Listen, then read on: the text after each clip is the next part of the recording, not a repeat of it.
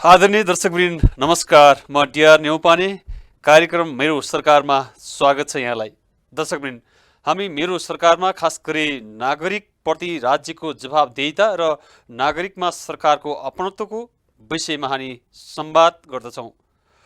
त्यसैको सिलसिलामा आज हामी नेपाली कांग्रेसका नेता तथा पूर्व मन्त्री मोहनबहादुर बस्नेतसँग यो मेरो सरकार कार्यक्रममा संवाद गर्दैछौँ। मुलुक यति बेला राजनीतिक सङ्कटको दुष्चक्रमा फसिरहेको छ। 2/3 जनमत प्राप्त सरकारले संसद विघटन गरेपछि नेपालको राष्ट्रिय राजनीति एकाएक तरङ्गित मात्रै भएको छैन, राजनीति अनिश्चयको बादलमा मडारिरहेको छ। अब मुलुक कहाँ जान्छ, मेरो सरकार कहाँ छ, यी प्रश्न लिएर हामी मोहनबहादुर बस्नेतसँग संवाद गर्दैछौँ। यहाँलाई स्वागत छ कार्यक्रम मेरो सरकारमा। बस्नेतज्यू, खास गरी मेरो सरकार कहाँ छ, फर्स्टमा यहाँले यो क्वेसन राख्न चाहन्छु। अब हामीले हेर्दाखेरि र मैले पनि व्यक्तिगत रूपमा हेर्दा सरकार कहाँ छ भन्ने कुरा मलाई नै बुझ्न गाह्रो भइसक्यो। सरकार मैले बुझेसम्म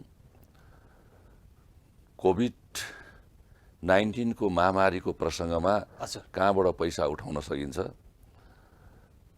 खरिद प्रक्रियामा कसरी यो जनमतबाट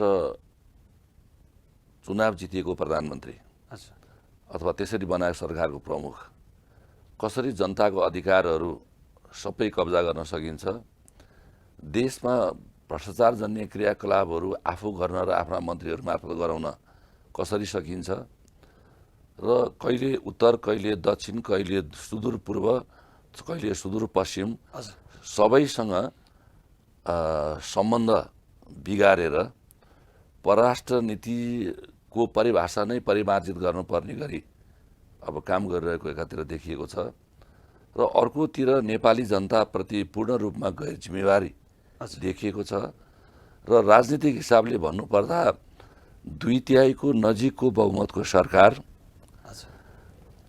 जनताको मतको अपमान गरेको मात्रै छैन, अब जनताले भोट कसलाई हाल्ने, किन हाल्ने, स्थिर सरकार के गरी हुने, अस्थिर सरकार के गरी हुने, देशको दिगो विकास कसरी हुने, सङ्घीय लोकतान्त्रिक गणतन्त्रलाई स्थापित गर्न हजारौं नेपालीले ज्यान गुमाए, लाखौंले रगत बगाए, त्यो अवस्थाबाट आएको व्यवस्थालाई पनि आज शङ्काको घेराभित्र मात्रै हेरेको अवस्था छैन, वितृष्णा नै पैदा गराएको छ।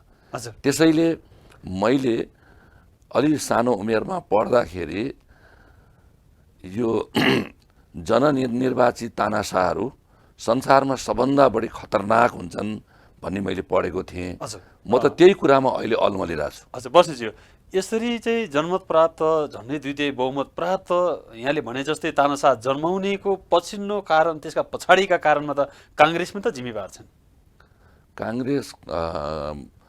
काङ्ग्रेसले जे काम गर्न पर्ने त्यसमा 100% राम्रो गरेको छ भनेर म भन्न सक्दिनँ, किनभने हामी अर्काले गरेको नराम्रो कुरा देख्नेले हामीभित्र पनि केही कमी कमजोरी छ भने सच्याउनु पर्छ भन्ने मान्यता बोकेको पार्टीको म कार्यकर्ता हुँ र म पनि त्यही व्यक्ति हुँ।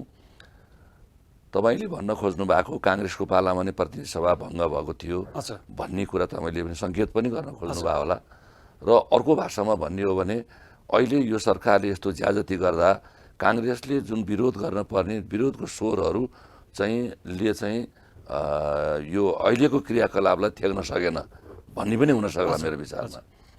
त्यसैले बहुमतको सरकारले काम गर्न सक्दा सक्दै यो मध्यावधि अथवा चाहिँ प्रतिनिधि सभा भङ्ग गर्ने अथवा संसद भङ्ग गर्ने, संविधानको माथि कुठाराघात गर्ने कुराहरू चाहिँ राम्रो विषय होइन। अझ हिजो काङ्ग्रेसले को पालामा चाहिँ भङ्ग गर्ने बेला, यो संसद भङ्ग गर्ने बेला वा विघटन गर्ने बेला र अहिलेको बेलाको परिस्थिति धेरै फरक छ। तपाईँलाई म प्रष्ट रूपमा भन्न चाहन्छु, त्यो बेलाको विघटनको कुरामा पनि 100% जायज थियो भनेर म भन्न सक्दिनँ, तर धेरै परिस्थिति फरक के छ भने अहिले चाहिँ हामीले यस्तो संविधान बनाएका छौँ जुन संविधानले परिकल्पना गरेको विषय चाहिँ स्थिर सरकारको लागि छ र अहिलेको त झन् 2/3 को नजिकको सरकार यो सरकारले पनि भङ्ग गर्नका लागि वा सरकार प्रमुखले यसलाई विघटन गर्नका लागि संविधानले कुनै पनि किसिमको परिकल्पना गरेका छैन। जस्तै उदाहरणको लागि स्थिर सरकारको लागि 2 वर्षसम्म त यो अविश्वास प्रस्ताव ल्याउन समेत पनि पाइँदैन। त्यसपछि पनि के कारण हो त, होइन? त्यो कारण पनि यहाँ उल्लेख गरेर यो कारणबाट चाहिँ भङ्ग गर्न सकिन्छ है भनेको छैन। र अहिले केवल प्रधानमन्त्रीज्यूले बाधा अड्काउ फुकाउ, खालि मलाई चाहिँ मेरै पार्टीका नेताहरूले काम गर्न दिएनन्, मेरै पार्टीले काम गर्न दिएन, उहाँकै भाषामा म खुट्टा अगाडि बढ्न खोज्छु, पछि तानिदिन्छन्, म अगाडि बढ्न खोज्दा अब उहाँहरूले चाहिँ तान्ने कारणले गर्दा मैले काम गर्न सकिनँ, त्यस कारणले मैले यो संसद विघटन गरेँ भन्ने बाहेक उहाँले कुनै पनि किसिमको चाहिँ कारण पनि पुष्टि गर्न सक्नु भएको छैन। त्यसैले यो पटक जुन चाहिँ प्रतिनिधि सभा भङ्ग भयो, पार्लियामेन्ट भङ्ग भयो, यो चाहिँ गैर संवैधानिक मात्रै होइन कि यो चाहिँ 2/3 नजिकको सरकारले नै काम गर्न सकेन, गर्न पाइन भन्ने बहानामा पार्लियामेन्ट भङ्ग गर्ने हो भने अब नेपाली मतदाताहरूले के परिकल्पना गरेर भोलिका दिनमा मत हाल्ने? त्यो शुद्ध अन्यल एकातिर छ भने अब जनताहरू यति निराश भइसके, अब सङ्घीय लोकतान्त्रिक गणतन्त्र नै धरापमा परिसक्यो भन्ने विषयमा स्वयं प्रधानमन्त्रीज्यूले नै सङ्घीय लोकतान्त्रिक गणतन्त्र अब नलेख्ने भनेर भारतबाट एकजना व्यक्ति आएर मध्यरातमा आएर प्रधानमन्त्रीलाई भेट्ने बित्तिकै भोलिपल्ट त्यो भाषा बाहिर आयो र उहाँको प्रवक्ताले, अहिलेको सरकारको प्रवक्ताले त्यो कुरा बोल्नु भएको छ। भनेपछि त यहाँ संसद विघटन मात्रै भएको छैन, सङ्घीयता नै विघटन भएको जस्तो अवस्था बुझिसकेको छ। त्यसकारणले गर्दाखेरि अब जनताले के का आधारमा भोटमा चुनावमा जाने, अब के कल्पना गर्ने? त्यसैले एउटा अराजक स्थिति पनि नेपालमा अहिले सिर्जना भएको छ यो भङ्गको कारणले। जहाँसम्म अर्को मैले तपाईँले सङ्केत गर्नुभएको कुरा छ, काङ्ग्रेसले सरकारलाई ठिक ठाउँमा राख्नको लागि प्रमुख प्रतिपक्षी दलको भूमिका धेरै सक्रिय हुन्छ र काङ्ग्रेस अलिकति सानो साइजमा पार्लियामेन्टमा छ, आफ्ना स्वरहरू बुलन्द गरेकै छ। सडकमा पनि कम्युनिस्टहरूले जस्तो गर केही भयो कि ढुङ्गा हानिहाल्न पनि, तोडफोड गरिहाल्ने, बस आगो लगाइहाल्ने, टायर बालिहाल्ने, मान्छे मारिहाल्ने, आगजनी गरिहाल्ने चरित्र काङ्ग्रेसको होइन। त्यस कारणले त्यो ढङ्गले गएको छैन। तर हामीले विरोध गर्ने कार्यक्रमहरू सार्वजनिक सडकमा पनि सार्वजनिकमा हामीले विरोधका कार्यक्रमहरू अगाडि बढाएकै छौँ। अहिले पनि 13 गतेबाट सुरुवात गरेका छौँ। तर कुरा के चाहिँ हो भने जसरी सरकारले वा प्रधानमन्त्रीजीले देशका सम्पूर्ण व्यवस्थापिका, न्यायपालिका र कार्यपालिका सबैको प्रमुख आफै हो जस्तो गरी सबैतिर अराजक स्थिति उहाँले सिर्जना गर्नुभएको छ र अधिनायकवादतिर जुन ढङ्गले उन्मुख भइरहनु भएको छ त्यो चाहिँ त्यो एउटा मार्जिन जुन छ त्यो मार्जिनमा काङ्ग्रेसको विरोध पुगेको छैन, प्रतिपक्षको विरोध पुगेको छैन र त्यसै कारणले अब काङ्ग्रेसले नि आफ्नो शैलीहरू परिवर्तन गर्ने हिसाबले केन्द्रीय कार्य समितिको बैठक 19 गतेसम्मलाई स्थगित छ र हामी त्यो बैठक निरन्तर रूपमा अगाडि बढाएर आन्दोलनको कुरालाई जनताले सोचे जस्तो ढङ्गबाट हामी कसरी बढ्नुपर्ने हो जनताको साथ लिएर अगाडि बढ्छौँ। जस्तै प्रधानमन्त्रीले एउटा यस्तो खालको चातुर्यता चाहिँ खेल खेल्नुभयो, प्रतिपक्षलाई पनि राजनीति भागभण्डामा विश्वविद्यालयका उपकुलपतिदेखि लिएर थुप्रै संवैधानिक आयोगहरूमा नियुक्तिका लागि चाहिँ भागभण्डाको चाहिँ हिसाब किताब मिलाएर पनि कङ्ग्रेसलाई चाहिँ अलमलाइरह्यो र कङ्ग्रेस पनि त्यहीमा चाहिँ ललिपपमा लाग्यो भनेर चाहिँ जनताको तर्फबाट यस्ता खालका प्रश्नहरू गुनासाहरू आउँछन् नि, काङ्ग्रेसले के भन्छ? यो यही ललिपपमै चाहिँ डुबिराख्यो हो? यो कुरा बिल्कुल गलत हो। नेपालको संविधानले एउटा संवैधानिक परिषदको परिकल्पना गरेको छ। त्यो संवैधानिक परिषदले सरकार निरङ्कुश हुन थाल्यो भने त्यसलाई चेक एन्ड ब्यालेन्स गर्नका लागि सरकारका तिनै अङ्गहरूको त्यहाँ प्रतिनिधित्व हुन्छ र त्यसमा प्रमुख प्रतिपक्षी दलको नेताको हैसियतले जोसुकै प्रमुख प्रतिपक्षी दलमा रहँदा पनि त्यसको भूमिका त्यहाँ सक्रिय हुन्छ र व्यवस्थापिकाको प्रमुख र अहिलेको भाषामा सभामुख पनि त्यहाँ हुनुहुन्छ र न्यायपालिकाको प्रमुख प्रधान न्यायाधीश पनि त्यहाँ हुने प्रचलन हाम्रो छ, कानुनी व्यवस्था छ प्रचलन नै भन्दा पनि। र त्यसमा साथसाथमै हुन त अहिले उपसभामुख बनाएकै छैन, अब यो सुन्दा पनि भन्दा पनि लाज लाग्छ र उहाँको पनि त्यहाँ चाहिँ उपस्थिति हुन्छ। र यसको अर्थ के हो भन्दाखेरि चाहिँ सरकार निरङ्कुश हुनका लागि विभिन्न संवैधानिक अङ्गहरूलाई एकलौटी गर्ने दृष्टिकोण कार्यपालिकाको प्रमुखले राखेको हुन्छ र त्यसमा त्यसो गर्न नपाओस् त्यसमा चेक एन्ड ब्यालेन्सको लागि प्रमुख प्रतिपक्षी दलको नेताको उपस्थिति र प्रमुख प्रतिपक्षी दलको नेताको सिफारिसमा पनि संवैधानिक अङ्गहरूमा केही नियुक्तिहरू गर्ने यो प्रचलन पहिलादेखि नै हो। यो अहिले मात्रै होइन, यो धेरै पहिलादेखिको व्यवस्था हो र यो व्यवस्थाको निरन्तरता यो हो र बेला बखतमा प्रधानमन्त्रीजीलाई अप्ठ्यारो पर्दा अथवा सल्लाह गर्नु पर्दा चाहिँ प्रमुख प्रतिपक्षी दलको नेतालाई बेला बेलामा बोलाउने चलन हुन्छ।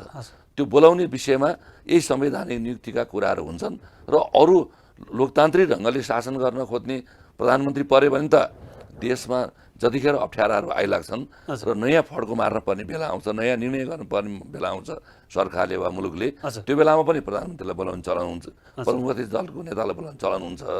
र यहाँ चाहिँ जुनसुकै कुराले बोलाएको भए तापनि छलफलको विषय भने चाहिँ संवैधानिक नियुक्तिहरूकोमा जथाभावी नगर्नुहोस् भनेर पार्टी सभापति शेरबहादुर देउवाज्यू जो प्रमुख दलको नेताको त्यो कुरा भन्नुभएको छ बोलाउँदाखेरि। र अर्को कुरा उहाँले धेरैपल्ट भेटघाट भयो, प्रधानमन्त्रीले बोलाउनु भयो भन्ने कुराहरू बाहिर आइरहेको छ। यो चाहिँ यस तपाईँले भन्नुभएको जस्तो यही नियुक्तिहरूको कुरामा भागभण्डाका कुरामा चाहिँ धेरै अलमलेको भन्नुहुन्छ भने त्योभन्दा नेपाली काङ्ग्रेसका सभापति प्रमुख प्रतिपक्षी नेता शेरबहादुर देउवाजीले कोभिड-19 को विषयलाई लिएर र केही बाढी पहिरो र विशेष गरी कोभिड-19बाट नेपाली जनतालाई जोगाउनको लागि सरकारले सावधानी अपनाएन, स्वास्थ्य सामग्री खरिद प्रक्रियामा पनि व्यापक भ्रष्टाचार जन्य क्रियाकलापहरू बाहिर देखिन थाल्यो र यो महामारीमा सावधानी अपनाउन सकेन भने अमेरिका र युरोप जस्ता हुने खाने मुलुकको पनि हालत देखिया छ। सावधानी अपनाउन सक्दाखेरि ताइवान, सिङ्गापुर, हङकङै भन्नुहोस्, न्युजिल्यान्ड भन्नुहोस्, साउथ कोरिया भन्नुहोस्, विभिन्न देशहरूले यसलाई नियन्त्रणमा लिन चाहिँ सकेका छन्। त्यस कारणले गर्दाखेरि कोभिड-19 को पनि हाम्रो एउटा चाहिँ अनुगमनको समिति बनाएको छौँ, डाक्टर प्रकाश चन्द्र महत सहमहामन्त्रीजीको नेतृत्वमा, म पनि त्यो कमिटीमा छु।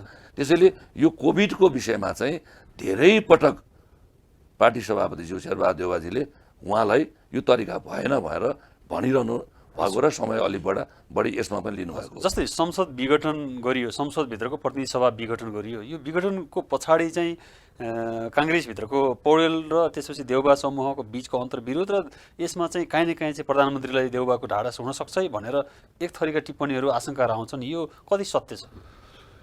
हेर्नुहोस्, यसमा पनि प्रधानमन्त्रीज्यूसँग सभापतिज्यू नजिक हुनुभयो, उता वरिष्ठ नेता रामचन्द्र दाईलाई प्रचण्डजीले चाहिँ उक्साइरहनु भयो भनेर बाहिर जो प्रचार आइरहेछ, अब यसमा कुनै सत्यता छैन। हेर्नुहोस्, अब यसमा कुरा चाहिँ के हुनसक्छ भने मैले भने जस्तो पटक पटक प्रधानमन्त्रीज्यूसँग चाहिँ पार्टी सभापतिज्यू शेरबहादुर दाईको संवाद भइरहने हुनाले यसमा आशंका गरिएर यी कुराहरू भनाएका होलान्।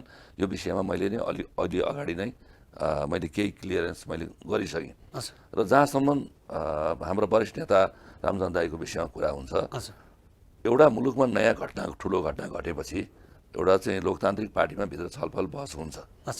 त्यो विषयमा आफ्नो धारणा आएको छ र पार्टीले आफ्नो कार्यक्रमलाई पनि अगाडि सारिसकेका छ र रामचन्द्र दाईलाई पनि त्यो कुरा भनिएको कुरा के हो भने विपक्षी पार्टीले जे पनि भन्छ होइन, हिजो चाहिँ गिरिजाप्रसाद कोइराला, स्वर्गीय नेता गिरिजाप्रसाद कोइराला पूर्व प्रधानमन्त्री, उहाँलाई राष्ट्रपति बनाउँछौँ हामी, लौ न तपाईँ देश घुम्दिन भएन भनेर मान्छेहरू लगाएर राष्ट्रपति बनाउँछौँ भनेर चाहिँ प्रचण्डजीले भनिरहनु भएको थियो, तर उहाँले पत्याइरहनु भएको थिएन।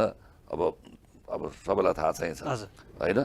अब अहिले आएर चाहिँ उनको नेकपाको आफ्नै पार्टीभित्र कहिले वामदेव गौतमलाई प्रधानमन्त्री बनाउने, कहिले माधव नेपालजीलाई अध्यक्ष बनाउने, कहिले प्रचण्डजीलाई राष्ट्रपति जलनाथजीलाई राष्ट्रपति बनाउने, कसलाई बनाउने, मौका पर्दा केपी ओलीजीले त्यो खेल खेलिरहनु भएको छ, मौका पर्दाखेरि प्रचण्डजीले पनि त्यो खेल खेलिरहनु भएको छ र हुँदा हुँदा वामदेवजी त अहिले यता नै होइन उता नै होइन भएर बिचमा बस्नु भएको छ होइन। त्यस कारणले यस्तो भनाउने र प्रचार गराउने कुरा यो स्वाभाविक कुरा हो, तर त्यसको पछि नेता लागेर लाग्नु भएको छैन। रामचन्द्र दाईलाई पनि त्यो कुराले केही प्रभाव परेको छैन होइन। रामचन्द्र दाईको पनि भनाइ अब हामी सक्रियताका साथ सङ्घर्षमा जानुपर्छ भन्ने हो। शेरबहादुर दाईले पनि त्यो प्रस्तावै राख्नु भएको थियो, शेरबहादुर दाईले नगर्ने भनेर भने होइन, अब हामी आन्दोलनमा जानुपर्छ भन्ने कुरा शेरबहादुर दाई आफैले प्रस्ताव राख्नु भयो। त्यसले बाहिर चाहिँ अलिअलि त्यो अनि हाम्रा दुईटा केन्द्रीय सदस्यको बिचमा हानाहान जस्तै भयो भनेर बाहिर म नाउँ तोक्न चाहन्न, त्यो प्रचार आयो। त्यहाँ आफू त्यही कुरा गर्ने सिलसिलामा कुरा उठाएको हो। के हुन्छ भने यस्तो बेलामा चाहिँ उत्तेजित बनाएर परिस्थितिलाई आफ्नो अनुकूल बनाउनका लागि र आशा देखाएर वा केही त्रुप हानेर परिस्थिति आफ्नो अनुकूल बनाउनका लागि कोसिस गर्ने खेलभित्रको यी कुरा मात्रै हुन्।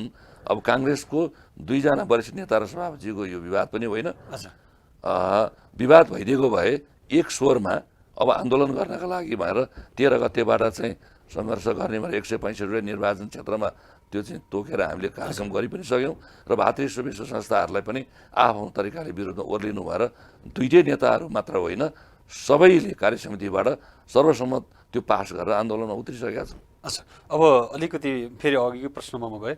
जस्तै दुनियाँमा चाहिँ शासक विशेष गरी तानाशाहहरू जनमतबाट, विद्रोह र सैनिक कुबाट आउँछन्। अहिले हाम्रो नेपालको परिप्रेक्ष्यमा साँच्चै ओली तानाशाह हो या यो तानाशाह बन्ने चाहिँ आन्तरिक पार्टी र बाह्य शक्तिको कारणले चाहिँ यो तानाशाहको बाटोमा हिँड्न थाल्यो भनेर भन्न सक्ने अवस्था? नेपाल को भूगोल स्ट्राटेजिकली संसारभरिका लागि महत्त्वपूर्ण छ। उत्तरतिर एउटा ठुलो देश विकासको गतिमा अगाडि बढेर संसारको भूगोलमै आफ्नो प्रभाव जमाउन खोजिरहेछ। दक्षिणतिरको भूगोल रहेको जो देश छ उतापट्टिबाट पनि आफूलाई चाहिँ संसारको एउटा बिग पावरको रूपमा अगाडि बढाइरहेको बेला छ। यो स्थितिमा उता सिक्किम विलयको पनि एउटा फ्याक्टर त्यहाँतिर छ, यता तिब्बत विलयको एउटा अर्को फ्याक्टर छ र यता ताइवानको लफडा अर्कोतिर छ। यो परिवेशमा नेपाल बिचमा परिरहेछ। त्यसैले नेपालको भूभाग यति धेरै महत्त्वपूर्ण छ, यो भूगोललाई कूटनैतिक तरिकाले हामीले व्यवहार गर्न जान्ने हो भने नेपालको उन्नति र प्रगति यसैमा छ। तर नेपालले सानो मात्रै गल्ती केही कमी कमजोरी गर्यो भने हाम्रो जहाज डुब्ने पनि स्थिति छ।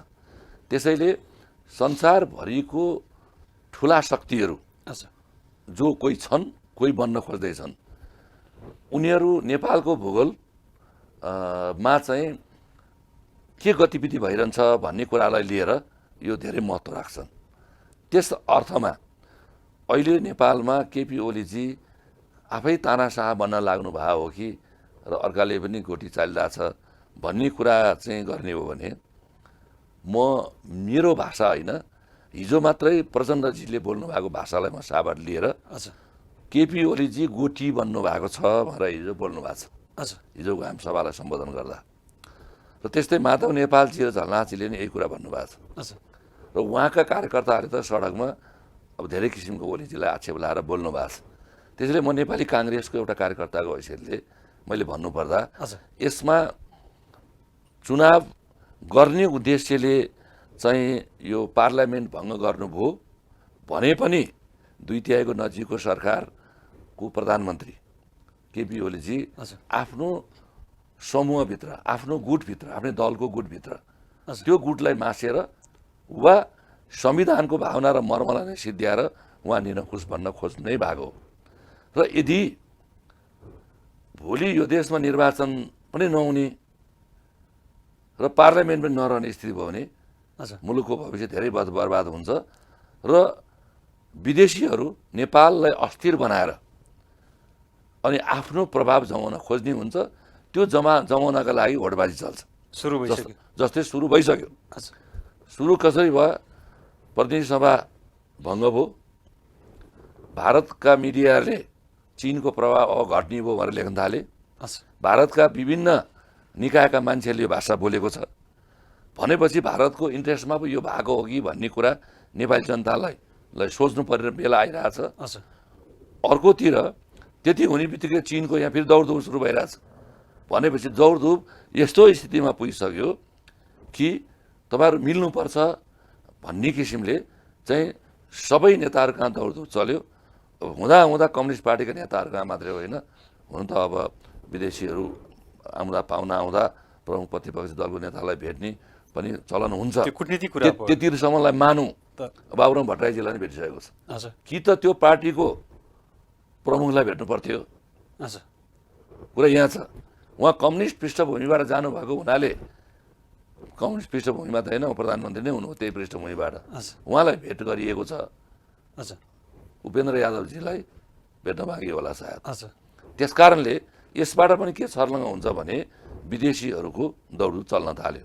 ल यो परिस्थितिमा नेपालको भविष्य नेपालीले नै हेर्ने हो, नेपालको भविष्य नेपालीले नै कोर्ने हो र हामीले विदेशीहरूको त सहयोग लिने हो। रचनात्मक काममा रचनात्मक तरिकाले, संवैधानिक हिसाबले, मर्यादापूर्ण तरिकाले हामीले सहयोग लिने हो। त्यो सहयोग लिने कुरा एउटा हुन्छ, कूटनैतिक तरिका लिने कुरा। यहाँ चाहिँ नेपालको राजनीतिमा हस्तक्षेपै हुन थालेको चाहिँ नेपाली जनताले महसुस गरिरहेछन् अहिले। हजुर, हामी लगभग अब अन्तिमतिर छौँ बस्नेज्यू। जस्तै 46 सालको परिवर्तनपछि नेपालमा खुला बजार निजीकरणको अवधारणा चाहिँ काङ्ग्रेसकै पालादेखि सुरु भयो। स्वास्थ्य र शिक्षा जस्ता क्षेत्रमा खुला बजारले जिम्मा दियो, निजी क्षेत्रले जिम्मा दिन बित्तिकै अहिले खालको चाहिँ शिक्षा र स्वास्थ्यको समस्या जटिल बने। कोरोनाका कारण जनताले चाहिँ दुःख पाए। यहाँ आफै फिल्डमा गएर चाहिँ कति धेरै सामग्रीहरू पनि वितरण गर्नुभएको छ। जनताको चाहिँ जर्जर अवस्था चाहिँ बुझ्नु भएको छ। हामीले हिजो अपनाएको निजीकरणको नीतिले त मूलतः शिक्षा र स्वास्थ्य जस्तो संवेदनशील विषयमा चाहिँ ठुलो प्रहार त गर्दो रहेछ नि। हामीले त्यहाँनिर भुल गरेनौँ राजनीतिमा। त्यो निजीकरणको कारणले मात्रै भए होइन, त्यो सरकार सञ्चालन गर्ने मान्छेहरूले ढङ्ग नपुर्याउँदा, व्यवस्थापन गर्न नजान्दा भएको। मलाई उदाहरणको लागि जनकपुर चुरोट कारखाना र सूर्यटोबाको हेर्नुहोस्। जनकपुर चुरोट कारखाना के अवस्था भयो? प्राइभेट क्षेत्रबाट त्यसको व्यवस्थापन हेर्नेको के भयो? नेपालकै ठुलो राजस्व तिर्ने संस्थाको रूपमा विकसित भयो। सरकारी पक्षबाट काम गर्दाखेरि जनकपुर चुरोट कारखाना ढल्यो होइन। मैले खालि एउटा तपाईँले समय सकिन लागेको छ भन्नुभयो। यस्ता उदाहरण दर्जनौँ छन्। र म यो नेपालको कष्ट मैले यति एउटा कुरा भने, आज संसारभरि जो उदारीकरणको नीतिमा लागेका छन्, चीनमा उदारीकरणको आर्थिक उदारीकरणको राजनीतिक रूपमा त्यहाँ डिक्टेटरसिप भए पनि आर्थिक रूपमा उदारीकरणको नीति नल्याए भए चीन आज पाउरोटीको लागि लड्नु पर्थ्यो। आज चीन कहाँ पुग्यो? र त्यो आर्थिक उदारीकरण गर्ने त्यो नेतालाई त्यतिखेर फाँसी दिनुपर्छ भन्ने थियो त्यहाँ। तर आज उनको नाउँमा देङसेवा हो, आज उनको कत्रो सम्मान छ त्यहाँ। हामीले हाम्रो नीति गलत होइन। अहिले पनि भन्छु, अहिले पनि कम्युनिस्ट पार्टीको सरकार पटक पटक आएपछि त्यो निजीकरणको सिद्धान्तलाई बन्द गर्न किन सकेन त? किन निजीकरणको पछि लागिरहेछ? र हिजो एकताका नेपाली काङ्ग्रेसको गभर्मेन्ट हुँदा, रामशरण महत अर्थमन्त्री हुँदा मूल्य अभिवृद्धि करको बारेमा नेपालमा ठुलो आन्दोलन नै भयो। व्यापारीदेखि लिएर कम्युनिस्टहरू त यसका विरुद्धमा चाहिँ कुरा काटेर उत्पाद गरेर बसेका थिए। आज मूल्य अभिवृद्धि कर अथवा भ्याटको व्यवस्थापन काङ्ग्रेसको सरकारले नगरिदिए भए अहिले देश कसरी चल्थ्यो? अहिले मुलुकको धेरै ठुलो हिस्सा यो मूल्य अभिवृद्धि करले के भन्छ ओगटेको छ। होइन भने यहाँ तलब खुवाउनलाई केपी ओलीजीको हैसियत हुन्थेन। त्यस कारणले यो नीति आफैमा गलत होइन, यसलाई कार्यान्वयन गर्न पर्ने मन्त्री वा सरकार र अथवा सम्बन्धित निकायले व्यवस्थापन गर्न नजानेका कारणले मात्र यो कमजोरी भएको हो। संसारभरि आर्थिक उदारीकरण र यो निजीकरणको सिद्धान्त जसले अपनाछ ती देशहरू सक्ने त्यही सिद्धान्तमा धेरै माथि पुगे, नसक्नेहरू अल्मलिएर बसेका छन्, गोलमाल भएको छ। भनेपछि हामी महामारीमा जुन स्वास्थ्यको विषयमा चाहिँ सरकारले जे गर्नु पर्थ्यो, संविधानमा मौलिक हकका विषयमा लेखिए पनि जनताले त एउटा कोरोनाको उपचार पनि पाएनन्। सडकमा नागरिक चाहिँ भतभती मर्न पर्ने अवस्था भयो, रुँदै हिँड्न पर्ने अवस्था भयो। आखिर नीतिमा मात्रै भएर त हुँदो रहेनछ नि। त्यो त मैले के भन्दैछु भने अब तपाईँले अहिले महत्त्वपूर्ण कुरामा तपाईँ पनि आउनुभयो। नेपालको संविधानले शिक्षा र स्वास्थ्य नेपाली जनताको नैसर्गिक अधिकारको रूपमा हामीले व्यवस्थापन गरेका छौँ। त्यो नैसर्गिक अधिकार हो। र कोभिड-19 यहाँ सुरु भएपछि सरकारले स्वास्थ्य सामग्री खरिद गर्न थाल्यो। खरिद गर्दाखेरि अब म तपाईँलाई केही कुरा भन्न चाहन्छु। चीनमा कोरोना भाइरसको महामारी सुरु भएपछि हामी नेपाली काङ्ग्रेसका सिन्धुपाल्चोकका हामी कार्यकर्ता नेता त्यहाँका मिलेर हस्पिटल इक्विपमेन्ट सप्लायरहरूलाई भनेर हामीले विदेशबाट सामान झिकायौँ। हेर्नुहोस्, र हामीले यसरी सावधानी अपनायौँ सिन्धुपाल्चोकमा कि स्वास्थ्य सामग्री sanitiser, mask, thermal gun, paracetamol, गाउन, एप्रोन, क्यापदेखि लिएर हस्पिटल बेडहरू आइसोलेसनको लागि पनि हामीले बाँड्न थाल्यौँ। हामीले PCR मेसिन राख्न तयार भयौँ, तर सरकारले PCR मेसिन राख्न हामीलाई दिएन। मैले भन्न खोजेँ हामीलाई चाहिँ गर्न दिँदैन, तर सरकारले जति सामग्री खरिद गर्न खोज्यो हामीले 13 रुपियाँदेखि 16 रुपियाँसम्म एकदम महँगो सर्जिकल मास्क किन्दा सरकारले 52 रुपियाँ 52 पैसाको बिल बनाएर खायो। त्यो मास्क KN95 मास्क हामीले 100 लिएर 125 रुपियाँसम्म त्यो बेलाको महँगीमा किनेका थियौँ, सरकारले 800 रुपियाँ बिल बनाएर खायो। अब यो सरकारको यो चाहिँ अव्यवस्थापन, सरकारले पैसा कमाउनको लागि हरेक दृष्टिकोण चाहिँ त्यही पैसा कसरी कमाउने भन्नेमा लागेर सावधानी अपनाएर व्यवस्थापन गरेन। मै जान्ने मै सुन्ने भन्ने खालको प्रधानमन्त्रीको चाहिँ कार्यशैलीले गर्दाखेरि कोभिड आज अनियन्त्रित भएर साउथ एसियामा सबैभन्दा जनसङ्ख्याको आधारमा सबभन्दा बढी सङ्क्रमण यही देशमा छ। अब यसमा पूर्ण रूपमा बेवास्ता लापरवाही भएको छ। यो त भगवान भरोसा मात्रै छ अहिले कोभिडको बारेमा। अब अन्तिममा अब संसद विघटन भइसके पछाडि एक वाक्यमा मुलुक अब एउटा सर्वसत्तावाद, अधिकारवाद र तानाशाहको बाटोमा जान्छ या पुनरानो लयमा फर्किन्छ? छोटो एक वाक्यमा। केपी ओलीजीले चुनाव गराउनका लागि घोषणा गर्नुभएको हो कि विदेशीको इसारामा यो घोषणा गरेर यो लम्ब्याएर अराजकता स्थापित गर्न चाहिँ यो बाटो देखाइदिया हो? त्यो कुरामा यो कुरा भर पर्छ। मेरो विचारमा चुनाव हुँदाखेरि अराजकता अझ कम होला, चुनाव नहुँदा अझ व्यापक अराजकता हुनसक्छ। त्यसपछि के हुने भन्ने र विदेशीहरूले चलखेल गर्नका लागि सबैले नेपालतिर फर्केर बसेको बेला छ। यसमा अझै म भन्छु प्रधानमन्त्री सुध्रिएर र हामी सबैले विपक्षीमा रहेकाहरू सुध्रिएर अब मुलुकलाई सुरक्षित अवतरण गर्नका लागि एक ढिका हुन बेला आएको छ। यदि यस्तो भएन भने दुईटै स्थिति खतरा छ।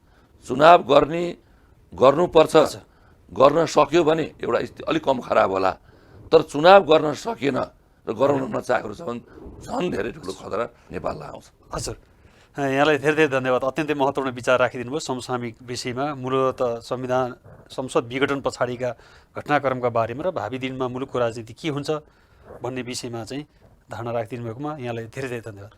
मलाई पनि यो अहिले नेपालको सान्दर्भिक विषयमा जल्दो बल्दो इस्युहरूको बारेमा केही कुराहरू बोल्ने मौका, राख्ने मौका दिनुभयो। त्यसैले तपाईँ र चाहिँ टिभी टुडे परिवारलाई म हार्दिक धन्यवाद दिन चाहन्छु। धन्यवाद।